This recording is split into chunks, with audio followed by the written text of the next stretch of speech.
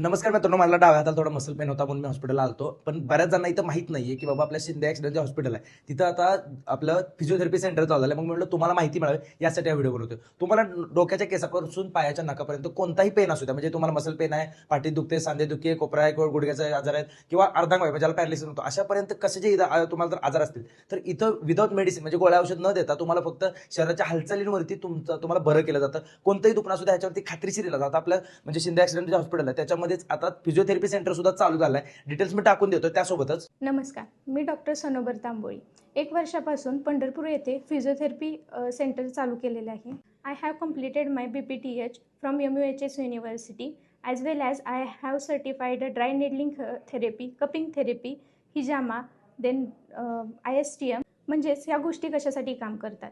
जर बॉडीमध्ये टॉट, बँड्स ह्या तयार झालेल्या असतील त्यासाठी उत्तम उपाय म्हणजे ड्राय नेडलिंग. तसेच डिटॉक्झिफिकेशनसाठी वेट कफी म्हणजेच हिजामा हे यूज केलं जातं. तसंच आपल्या फिजिओथेरपीच्या मशीन्स ह्या मसल पेन, नर्व पेन अशा गोष्टींसाठी उपयोगी ठरतात.